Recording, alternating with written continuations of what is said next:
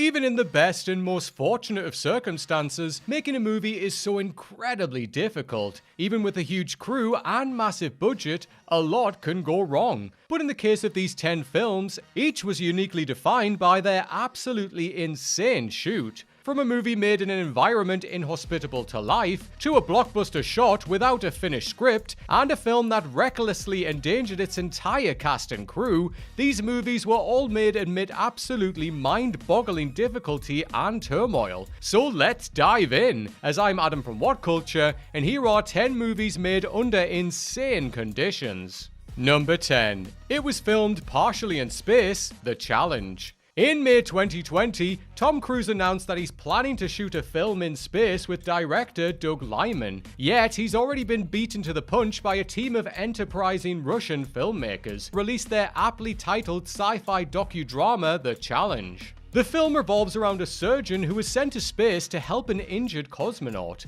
with around 35 minutes of the epic's runtime consisting of footage shot in space with a small production team. The cast and crew underwent a rigorous screening process and several months of training to endure the rigors of space, before spending 12 days shooting on and around the International Space Station. Though the film hasn't yet been released outside Russia, early reviews have praised the technical execution of the space shot scenes, and from the trailer alone, it certainly looks like a phenomenal, daunting achievement. Your move, Tom. Number 9. Without a finished script, Iron Man. The original 2008 Iron Man may seem positively quaint compared to where the Marvel Cinematic Universe has gone over the last 15 years, but it still stands to reason that every $150 million blockbuster doesn't start shooting without a complete and finessed final script, right? Except Iron Man instead went into production with only a skeleton outline of a script, forcing director Jon Favreau and stars Robert Downey Jr. and Jeff Bridges to effectively wing it day by day. In a recent interview with Vanity Fair, Bridges revealed that the trio spent a few weeks before shooting fleshing out the script, only for Marvel to throw all of their ideas out on the very first day of filming. Bridges said it initially drove him absolutely crazy, until he decided to look at the project like a $200 million student film, and embrace the unconventional improv-heavy nature of the shoot. It goes without saying that the pressure of making a mega-budget tentpole without a finished script is enormous, and all the more so given that its failure would have ended the Marvel Cinematic Universe before it even got started. Incredibly though, the end result bears no hallmarks whatsoever of a roughshod slung-together production, and over 30 movies later, it remains one of the franchise's standout entries. Number 8. In chronological order with only natural light, The Revenant.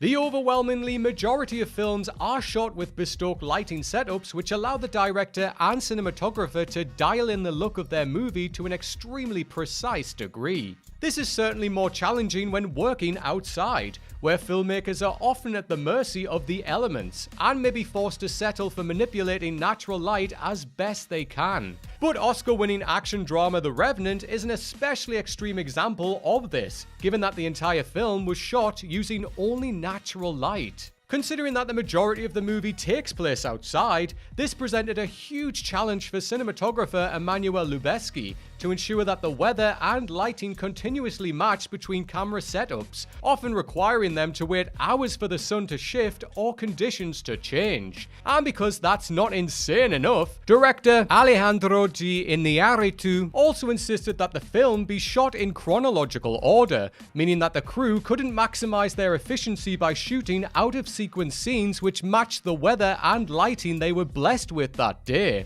This and other factors caused The Revenant's shoot to last a mind-boggling 10 months, after which the budget had ballooned from an initial $60 million to an eye-watering $135 million. In the very least, Fox was likely happy with the outcome, given that the movie grossed over $530 million globally and won 3 Oscars, including Best Director and Best Actor. Number 7. It was completed without a director, Wonder Park. The most basic expectation you can have for any movie is that it's actually completed with a credited director, because even when filmmakers decide to have their name removed from a project, it's typically replaced with a pseudonym like Alan Smithy. But in the case of 2019's already forgotten animated film Wonder Park, the final stretch of production, well, over a year in fact, was completed without a director. Though former Pixar animator Dylan Brown was announced to be directing the film in November 2015, in January 2018 it was reported that Paramount had fired him after investigating allegations of inappropriate and unwanted conduct. Paramount consequently offered the directing credit to numerous key members of the production team, all of whom refused for fear of taking the credit would harm their careers. Yikes.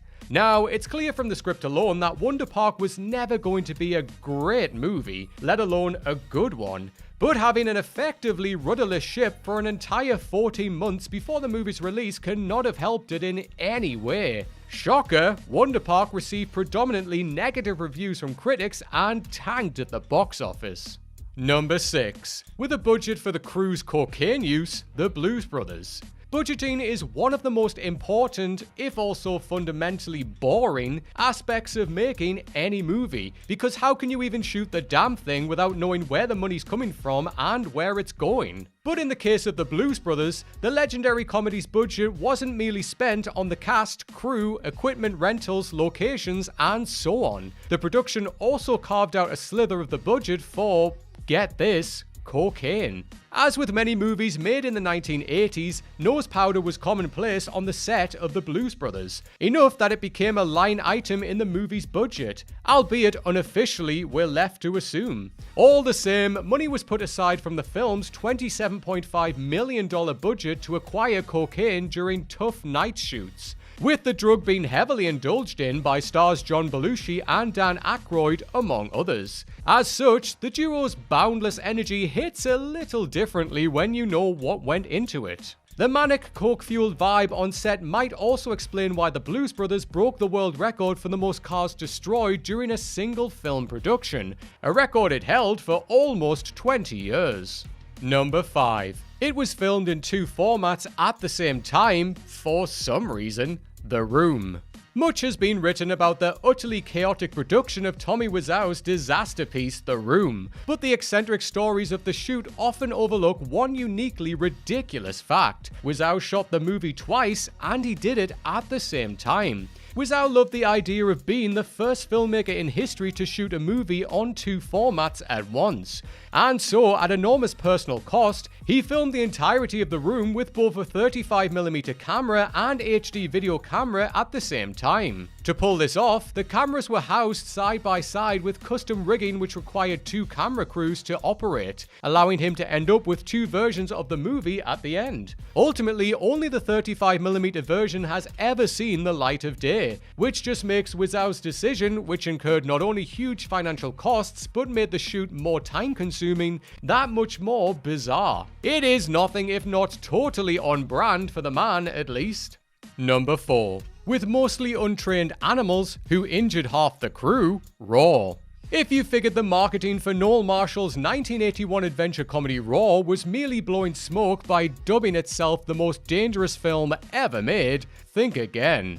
The movie revolves around an American naturalist, Hank, who lives on an African nature preserve with a huge collection of large animals, and when Hank's family comes to visit, they find themselves facing off against the preserve's non-human residents. For starters, Raw was shot in Marshall's Californian homes over a grueling period of 5 years. But what made production truly torturous was that Marshall shot the entire film with real, largely untrained animals. In addition to the difficulty of capturing usable footage from animals with no training, a total of 70 people, roughly half the entire cast and crew, received injuries from the animals throughout the shoot. In one notable dangerous scene, star Tippi Hedren, who was also Marshall's wife, had her face coated in honey in order for a leopard to lick it off, while later a lion bit her head and an elephant fractured both her hand and ankle. Hedren's daughter Melanie Griffith, who also appeared in the film, was meanwhile bitten on the face by a lioness, resulting in 50 stitches and a near loss of her eye.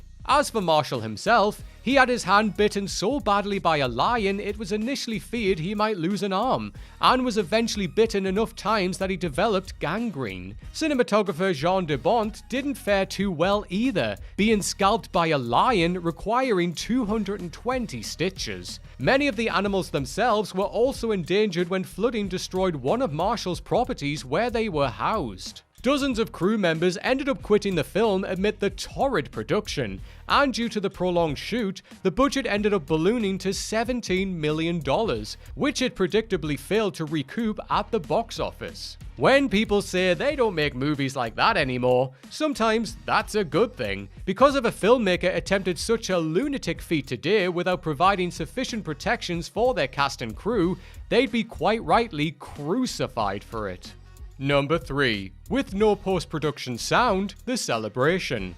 Thomas Vinterberg's 1998 black comedy The Celebration, aka Festen, is notable as the first entry into the Danish film movement Dogma 95, which require movies in its canon to follow a series of rules, such as shooting handheld, bringing no extra props to shooting locations, and using no extra lights. This emphasis on purity and realism extended to the film's sound also, with the Dogma manifesto stipulating that all audio must be produced together with the images and cannot be generated later in post-production.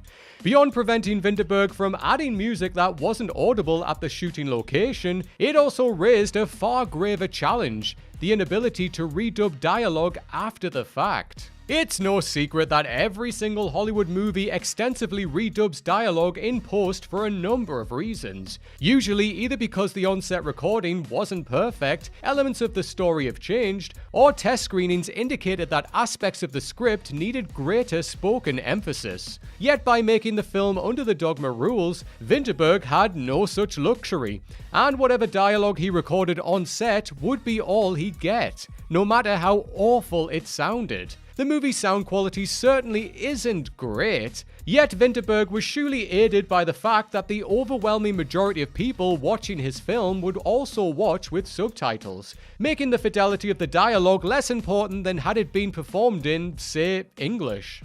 Number 2. Ryan Reynolds couldn't improvise on set, Deadpool 3. Despite the script being finished before the 2023 Writers Guilds of America strike began, the strike nevertheless resulted in the most unexpected complication for the sequel shoot. The Deadpool films are of course known for star Ryan Reynolds providing improv and riffing freely on set, but because he's a credited writer on Deadpool 3, as he was on the previous film, he will be unable to improvise during filming, as this will technically count as writing. As such, it'll certainly result in a strange shooting experience for Reynolds, who will be forced to stick strictly to the script while the strike is ongoing. However, as Deadpool co-creator Rob Liefeld pointed out himself, it's a major blessing that Reynolds' titular superhero wears a mask. This means that director Sean Levy can simply film clean shots of the mouth moving underneath a Deadpool mask, and then have Reynolds record improvised dialogue later on after the strike is over.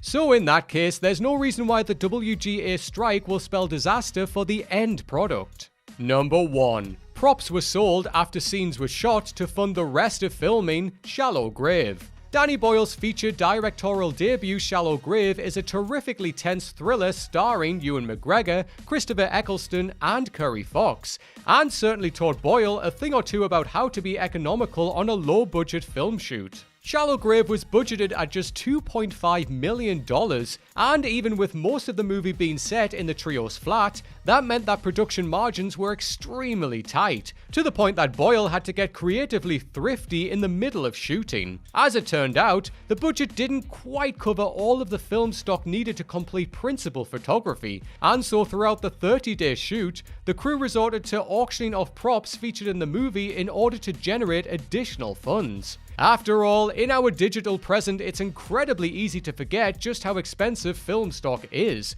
But all the same, it's crazy that Boyle & Co. had to resort to this, especially as Shallow Grave ended up grossing almost 8 times its budget at the box office.